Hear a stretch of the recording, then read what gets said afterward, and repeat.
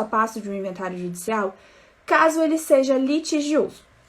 Primeira coisa, no inventário litigioso, aberta a sucessão, ou seja, o falecido morreu, acabou de morrer, abriu a sucessão, temos que abrir o inventário da pessoa. O que você precisa? De início, o que é imprescindível é a certidão de óbito. Se você tiver a certidão negativa do SENSEC, ideal. Não tem problema. Para abrir a sucessão, para que você não tenha que pagar uma multa, aquela multa pelos 60 dias, abre o inventário só com a certidão de óbito. Só o fato de você abrir o inventário com a certidão de óbito já te garante que você não vai ter que pagar nenhuma multa, né, em cima do imposto. Como que é feita essa abertura? A petição de abertura de inventário, ela é uma petição muito simples. É só falar que o falecido faleceu na data tal e pedir a abertura da sucessão, a abertura do inventário dos bens deixados por fulano de tal. Depois que você protocola essa petição de abertura, o juiz ele vai nomear o inventariante. Quem é o inventariante? Geralmente é quem está na administração dos bens. Na sua grande maioria é a companheira sobrevivente, mas pode ser que ele não tenha, quem faleceu não tenha cônjuge, não tenha companheiro e seja um filho. Então a gente não pode dizer que obrigatoriamente o inventariante vai ser o cônjuge, porque pode ser que mesmo que tenha cônjuge, ele não esteja na administração dos bens. Então, quem estiver na administração dos bens vai ser nomeado inventariante. Geralmente é aquele que abre o inventário, né? Que faz a petição de abertura de inventário. Ok. O juiz nomeou o inventariante, ele vai te dar um prazo de 5 dias para que você preste compromisso. Como que funciona hoje, né? Como os processos, eles são, quer dizer, 100%, né? Eletrônicos, não existe mais aquela questão de ir até o fórum para assinar no próprio processo.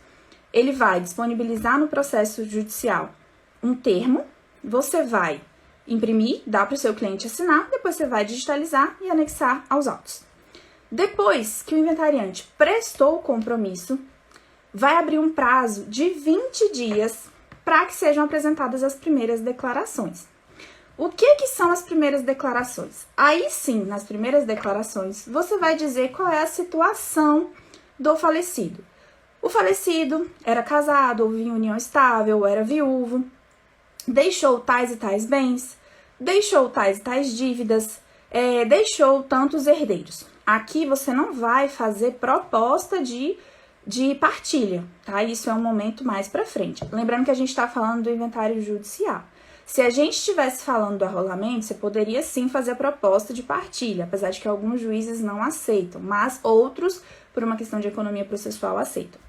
Então, você prestou as primeiras declarações e aí você indicou quem são os herdeiros, quem são os interessados, porque pode ser o caso de ter testamento. E aí, o que vai acontecer? O juiz vai mandar citar os herdeiros, o cônjuge, interessados, na sua grande maioria, e vai mandar intimar a Fazenda, o Ministério Público, que pode ser que exista interesses desses órgãos para se manifestar. Nesse momento em que os herdeiros são chamados, até falei sobre isso nos stories hoje de manhã, você não vai contestar. A peça processual não é uma contestação, apesar de que na prática, em muitos casos, isso pode acontecer.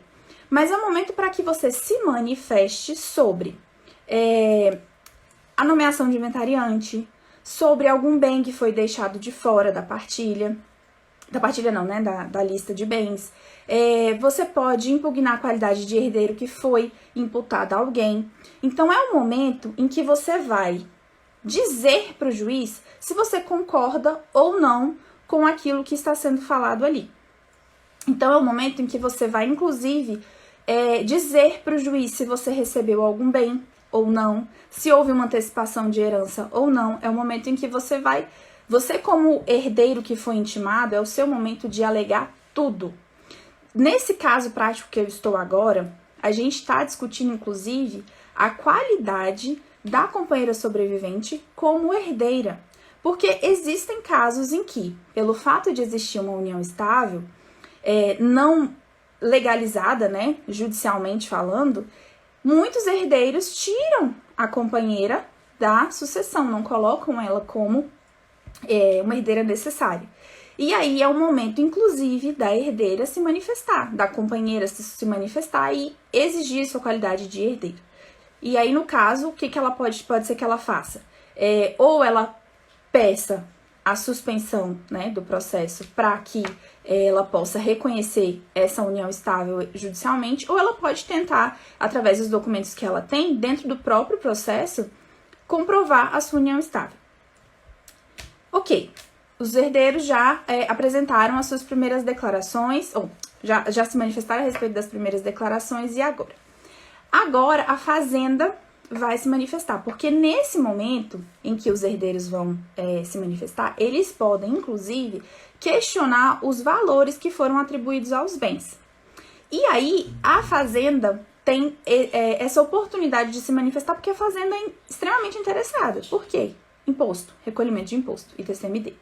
Então, a fazenda se manifestou. Os herdeiros ou o próprio inventariante não concorda com a manifestação da fazenda, vai ser nomeado um oficial avaliador. Esse oficial geralmente pode ser oficial de justiça, pode ser um perito. Ele vai atribuir um valor, vai apresentar como é que eu posso explicar? Um laudo, né? Ele vai apresentar um laudo com o valor dos bens e esse laudo vai ser juntado aos autos para a manifestação dos herdeiros, que inclusive é a próxima parte, que é a impugnação dessa avaliação. Aqui pode acontecer de ficar aquele vai e vem, né? De, não concordo, concordo. O juiz, ele tem a opção de aceitar o valor que foi atribuído pelas partes, ou tem a opção também de aceitar o valor que foi apresentado pelo avaliador. Nesse caso aqui, caso haja qualquer discussão em relação ao valor que foi atribuído aos bens, como é uma decisão interlocutória, vai caber agravo. Então, você pode agravar dessa decisão, mas não te aconselho porque isso faz com que o processo se estenda por muito tempo. E a gente está falando aqui de percentual de imposto. Então, vamos supor, a fazenda avaliou esse bem, a fazenda ou o próprio oficial avaliador avaliou esse bem em 100 mil. Mas esse bem ele vale 90 mil. São 10 mil de diferença. Mas você não está discutindo 10 mil, você está discutindo 4% sobre 10 mil.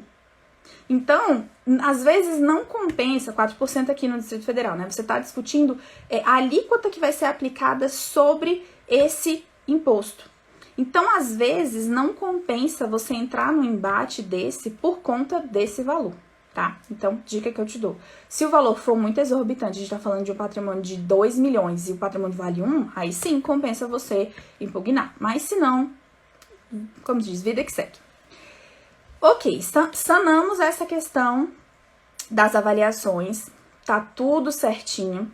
Aí o que acontece? O inventariante ele vai apresentar as últimas declarações. O que são as últimas declarações? É o momento em que ele vai amarrar, costurar tudo o que foi falado, tudo o que foi decidido e apresentar, não é o momento da partilha ainda, mas são as últimas declarações onde ele vai dizer para o juiz que, vamos lá, o herdeiro A questionou que o herdeiro B não é herdeiro, né? Ou, e o juiz acatou que realmente não é. Ou, por exemplo, existe uma filiação socioafetiva. As partes concordam, né? Às vezes o inventariante deixou de fora, mas aí no momento da manifestação dos herdeiros, os herdeiros concordaram em colocar essa filiação socioafetiva, todos os herdeiros concordaram, ótimo. Então é o momento em que você vai realmente sanear o processo. Ali é o momento final para que você faça as suas alegações. Se for o caso, o juiz ele pode sim abrir fazer a oitiva das partes, né? Ele pode chamar todas as partes para uma audiência, para fazer uma oitiva, para sanear qualquer questão que tenha ficado pendente. Então, depois dessa oitiva, saneadas todas as questões do inventário, todas as questões processuais, todas as questões de documento, tá tudo certinho, aí vamos para o cálculo do imposto. Como que é esse cálculo do imposto? Lembra que eu falei da manifestação da fazenda lá atrás? Depois que foram feitas todas as impugnações, vamos calcular o imposto de transmissão. No inventário, você tem que recolher esse imposto de forma prévia. E aí, o cálculo tem que ser feito por quê? Para que a gente vá para a parte da partilha, você precisa pagar as dívidas e o imposto é uma delas. Então, fizemos o cálculo do imposto, a Fazenda Pública já colocou nos autos qual que vai ser o valor do imposto. Então, já temos ali qual é o valor que vai ser pago para que a gente possa partir para a próxima fase, que é o pagamento das dívidas. A gente vai pegar a meação, né? Vamos supor, a gente tem um montante total. Temos, vamos colocar que esse montante total é 100% do patrimônio. Dependendo do regime de casamento e não havendo bens particulares, vamos supor que todo o patrimônio seja comum. Então, desses 100%, a gente vai tirar os 50%, que é da viúva ou da companheira sobrevivente, que é a meação. A meação, ela não entra no cálculo da partilha, tá? Porque não vamos recolher tributo, não vamos recolher imposto, também não vamos recolher custas em cima de algo que já é dela, tá? Então, retiramos a meação. Ficamos com 50% do patrimônio total. Depois que a gente chegou nesses 50%, vamos ver o que o decujus tinha de dívida. Por quê? As dívidas não são pagas pelos herdeiros com seu patrimônio particular. Mas os herdeiros também não vão receber nada se o decujus deixou dívidas e essas dívidas podem ser suportadas pelo espólio. Então, 50% de todo o patrimônio pagou as dívidas, pagou o imposto. Chegamos no que a gente chama de monte mor. O monte mor é esse valor que nós vamos atribuir para os herdeiros. Ou seja, monte mor é valor total dos bens, menos a meação, menos as dívidas e os impostos, e aquilo que está livre e desembaraçado para ser partilhado entre os herdeiros. Fizemos tudo isso, pagamos tudo, chegamos ao monte mor, nós vamos fazer o pedido de quinhão. Cada herdeiro tem a opção de fazer o pedido de quinhão. Pode ser que ele peça um bem determinado, pode ser que ele peça um percentual. A partir do momento que os herdeiros fazem o seu pedido de quinhão, a gente vai para uma outra, eu diria que é uma outra fase processual, apesar de não ser. Na prática, acaba sendo. Porque a gente entra na fase da partilha. Só que isso não é tema da nossa aula de hoje. Por quê? Partilha tem um procedimento próprio dentro do CPC. Não é um procedimento próprio, mas é uma fase própria, tá? Que aí depois, em uma outra aula, a gente conversa.